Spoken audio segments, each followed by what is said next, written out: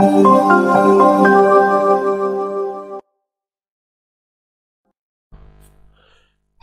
ketemu lagi di Rizky STY Ngajar. Oke, pada video kali ini saya akan membahas soal TWK dan juga TKP ya. Oke, kita langsung saja bacakan soalnya. Insinyur Sutami merupakan seorang pejabat dengan menjadi Menteri Pekerjaan Umum selama 12 tahun. Meskipun menjadi pejabat negara, ia tetap hidup sederhana dan dikenal sebagai menteri termiskin. Kesederhanaannya terlihat pada atap rumah yang ditempati bocor dan layanan listrik di rumahnya pernah dicabut akibat telat bayar karena saat itu ia tidak memiliki uang. Ia tidak pernah menggunakan anggaran secara berlebihan untuk dirinya. Ia juga tidak pernah meminta fee kepada kontraktor yang mengerjakan proyek besar yang ia awasi. Sikap integritas yang ditunjukkan oleh Insinyur Sutami adalah, kita bacakan dulu pilihannya. Geser ke kanan dulu. A. Kejujuran dalam menjalankan tugasnya sebagai pejabat negara. B. Tidak melakukan tindakan korupsi terhadap anggaran proyek pembangunan milik negara. C. Komitmen terhadap tugasnya sebagai pejabat negara. D. Komitmen dan memegang teguh prinsip dalam menjadi pejabat negara. E. Tidak melakukan pemerasan terhadap kontraktor yang mengerjakan proyek negara. Nah, di sini coba kita akan pelajari dulu kita analisa dulu ya. Nah, di sini kan kesederhanaannya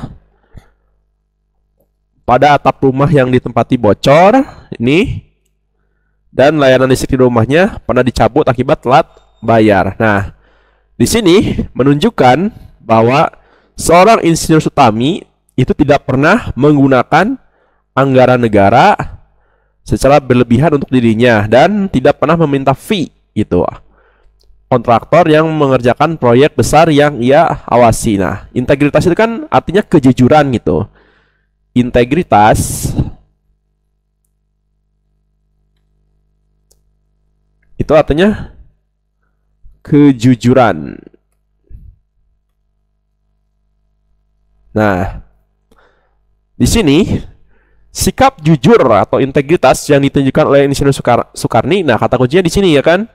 Nih, tidak pernah menggunakan anggaran negara secara berlebihan untuk dirinya. Artinya tidak mencoba-coba mencuri gitu kan, mencuri uang negara. Artinya si Insinyur Sutami ini tahu gitu bahwa anggaran negara itu bukan hak dia gitu ya. Gitu. Jadi sikap integritas yang ditunjukkan itu adalah tidak melakukan tindak korupsi. Karena kalau misalkan Insinyur Sutami secara diam-diam mengambil anggaran negara, atau itu termasuk perbuatan tindak pidana korupsi gitu ya. Tindak pidana korupsi.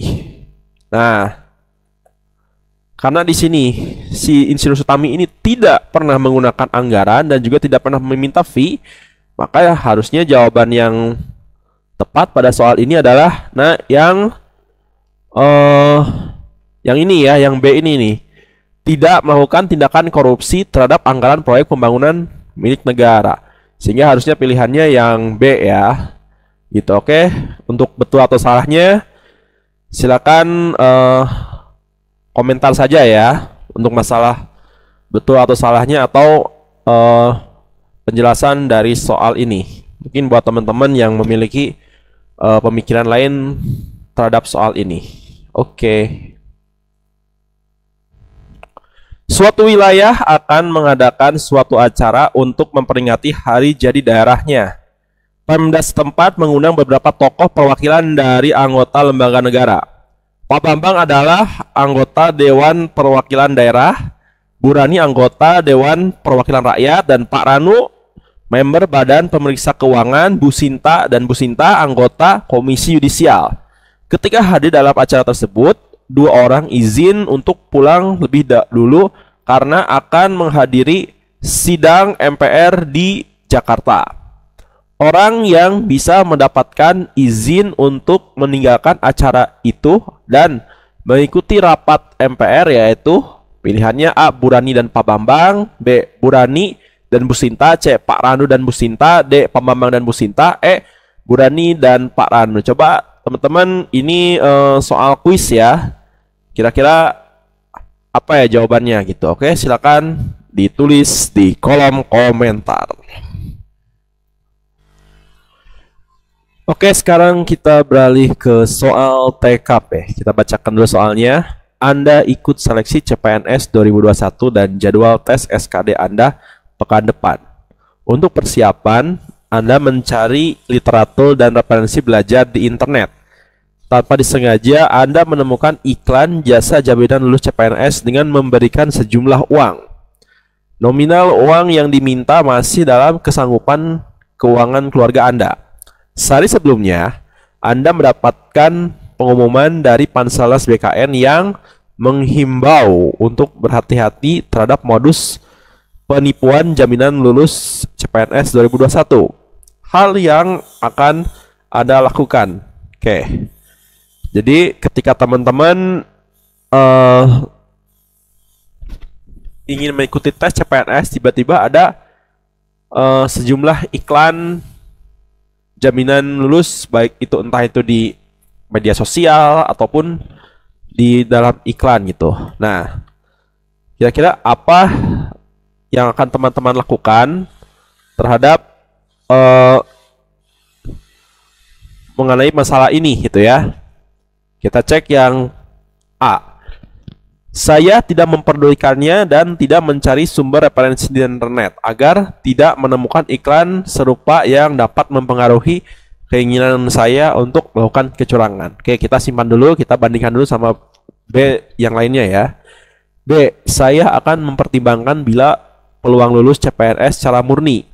Bila persaingan tinggi dan peluang lulus kecil, saya akan menghubungi pihak yang menawarkan jasa tersebut. Oke, kita simpan dulu. Kita baca dulu yang C-nya. Oke.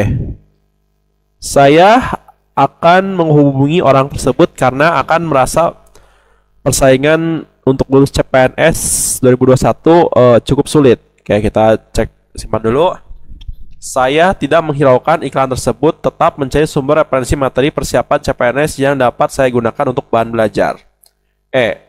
Saya mengambil foto tampilan iklan tersebut dan melaporkan kepada pihak yang berwajib terkait modus penipuan tersebut, dan saya memutuskan untuk tidak lagi mencari referensi belajar ini agar saya tidak terpengaruh pada tindakan kecurangan. Nah, di sini kira-kira yang poinnya paling tinggi antara yang A sama D. Kira-kira yang mana nih teman-teman?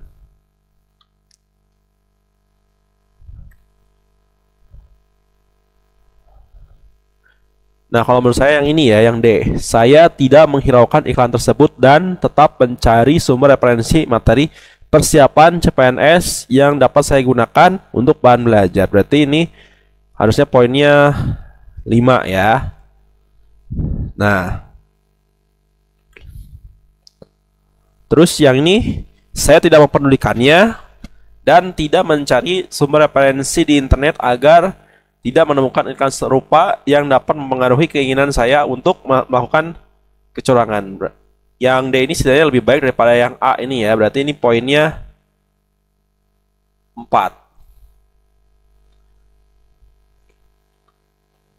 Coba yang C nih.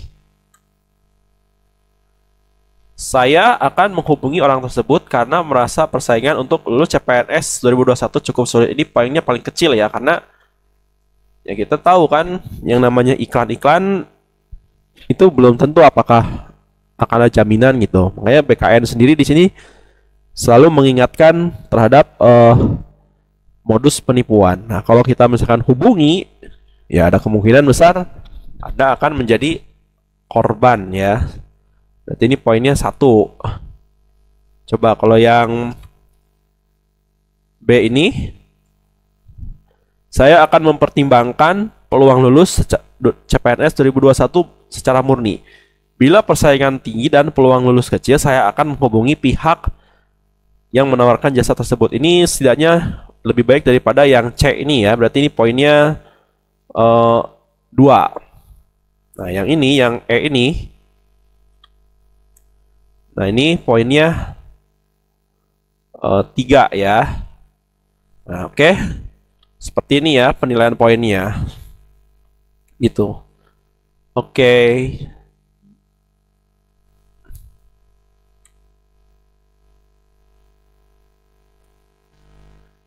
Setelah berusaha bekerja secara maksimal, atasan kurang puas dan tidak berkenan dengan hasil pekerjaan Anda.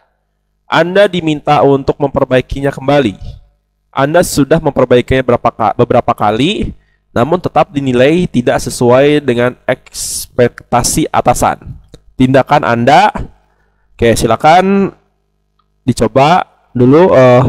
Kurang lebih pilihan jawabannya seperti ini ya. Oke.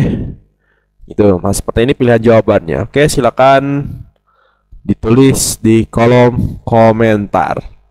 Oke, sampai di sini dulu videonya. Terima kasih kepada teman-teman yang sudah subscribe. Bagi yang belum subscribe, silakan subscribe dulu ya. Oke, jangan lupa aktifkan tombol lonceng yang terletak di sebelah kanan tombol subscribe. Oke, sampai jumpa lagi di video saya selanjutnya. Bye.